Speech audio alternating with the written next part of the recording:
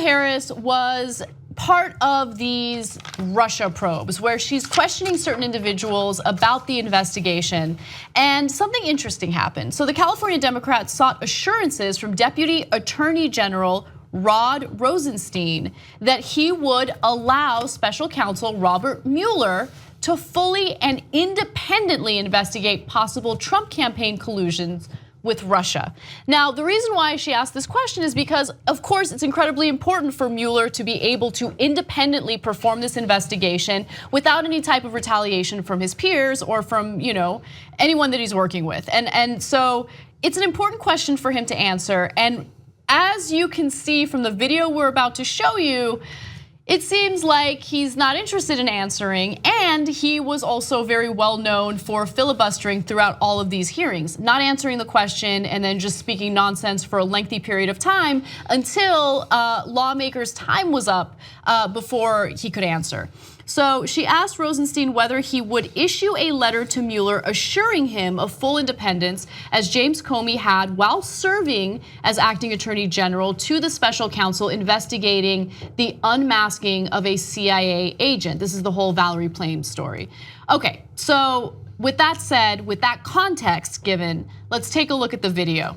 It is that you would put in writing an indication based on your authority as the acting attorney general that he has full independence in regards to the investigations that are before him. Are you willing or are you not willing to give him the authority to be fully independent of your ability statutorily and legally to fire him? He has the yes or no, sir? He has the full independence that is authorized by those regulations. And are Senator, you willing to do as has been done before? Would the senator suspend? The chair is going to exercise its right to allow the witnesses to answer the question, and the committee is on notice to provide the witnesses the courtesy, which has not been extended all the way across, extend the courtesy for questions to get answered.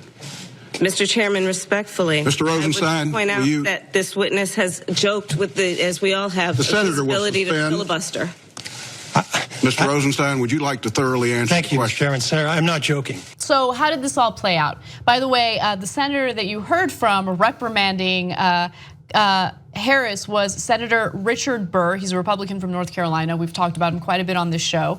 Well, after that exchange, Rosenstein then gave a lengthy answer as Harris's time for questions ran out, without offering explicit testimony that he would offer written assurance of Mueller's independence. So that's the reason why she kept asking the same question again. That's the reason why she would interrupt him as he was trying to skirt the question and do what he does, which is filibuster with nonsense and not offer, the answer that the person asking him wants the answer for. So it's just. He was just filling, like in part of the video when you watch it extensively, he was trying to fill time so that he didn't have to. He was like, oh, sorry, I know we've only got 5 minutes.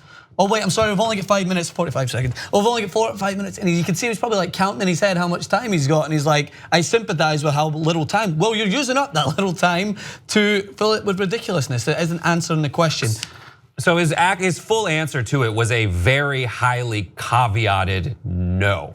Yeah, that's right. So what he said is he gave a bunch of the history. I mean, he went through the history of independent counsel in his answer, and he said there was a situation where, of course, this person would have full independence, but that regulation, that statute got sunsetted, it went away. And the new situation is set up, in his opinion, that this person doing the investigation will have a more or less de facto independence, but still can be fired. And he says that the assurances you have that they will be independent and that there will be consequences for firing this person is that then the people who fired him would have to issue a report as to why.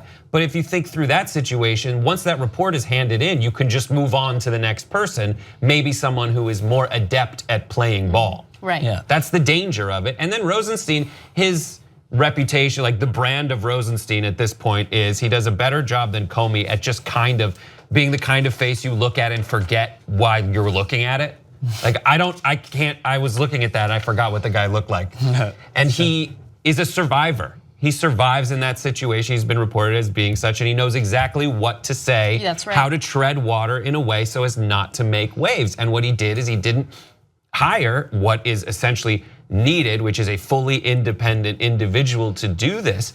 Instead, he hired a mostly independent person and wouldn't give the full assurance that Kamala wanted, which is that this person has no reason or need to answer to someone who might be politically motivated. That's right. In regards to the comment about being courteous as well, like I've watched Senator Warner, I've watched Senator Franken, like just drill people and not be told that they are overstepping the boundaries or that they're being courteous. We've noticed it with Elizabeth Warren. Yeah. We've now noticed it with Kamala Harris. Yeah, it's bad. And it's really interesting that trend continues to happen. Yeah, Well, she's a girl. When Warren was obviously accused of impugning a peer, like it was a role that we know is so selectively chosen. It was like basically when she was quoting words from Coretta Scott King in regards to Jeff Sessions, it's used, but then it was left out when I remember Ted Cruz called McConnell himself a liar, a liar, a liar. Was never used then, and then it was used before, I believe it was a Republican senator, called one of the Democratic senators cancerous in terms of his leadership. It wasn't used then either. But then again, when someone reads a quote from Coretta Scott King, that's way worse. That's impugning a peer. Makes a quote from someone else. Even more directly, in the same hearing, we did it in the first hour, Senator Heinrich. He was grilling the same person, Rosenstein on similar issues, and this is when he was doing his filibuster. Actually, Senator Harris actually pointed that out. She goes, he's been doing this filibuster, and I can't interrupt and make sure he answers my questions the same way other colleagues of mine. And by the way, Heinrich is a Democrat as well, so it's not even a partisan thing. It's like, I can't stand this woman continuing to grill this guy, and it's just making me uncomfortable. I need to step in and shut her down. Right. It's a big win. I think it's a big win for Kamala. Kamala's one of the bright, shining, upstart stars of the Democratic Party's next generation, and this is a point where she is stepping forward to assume the role of someone who's going to hold people's feet to the fire. And she got it in there. And then Elizabeth Warren, who is essentially, as far as you look around and see who's already running for president, she said, "Good job, keep them honest, keep going for it." So I think it's a win for Kamala on the public stage. Away from the correct practice of how they're supposed to talk, how much does it just get infuriating when you just want an answer? I can't imagine, which is, I have no interest in ever becoming a politician because it's all nonsense, right? And it's just games. And what we've seen out of the hearing so far is a number of people who are close to Trump, who are close to this investigation, refusing to answer any questions, people who are part of the intelligence community refusing to answer questions, refusing to answer a simple question about whether or not Trump had a conversation with them about dropping the investigation. And it's all very interesting, and I'm sure more is gonna come out of these hearings in the news tomorrow, especially with Comey testifying. But it just seems as though, a lot of people have something to hide because no one wants to answer a single question. Yeah, and when people are pressed on questions that I sometimes watch, and I'm like, they're never gonna answer that, so why even wasting your breath? You're asking them, did you convolute with Russia? And they're gonna be like, yep, guilty, my bad. It's like, I understand that what they're expecting from that is not gonna happen. But in this instance, it's a straightforward question. It's a simple question. Are you gonna allow him an independent outlook on this situation, or are you gonna put it in writing that he can have independence to go forward the research? But you got the answer. What's so expert about the way this was carried out was she got her answer by not getting an answer. Yeah, and that's why she ends after he gives his lengthy, qualified, not qualified implies that he's qualified for something, but a caveated answer. She says, "So is that a no?" Yeah. And the answer is, it's a no. So we do have our answer. What did we learn? We learned that this person is not going to be fully independent. Otherwise, the guy would have said yes. And we learned that Kamala's going to be one of the people that folks are going to look to hold folks accountable. Right.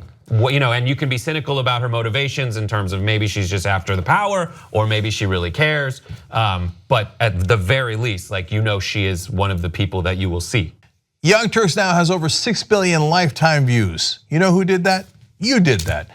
We're now larger than CNN, ABC, you name a news network online, we're larger than them. And you built all that as everyone scoffed and didn't believe. And here we are, guys, thanks to you. Build independent media together with us at tytnetwork.com/join.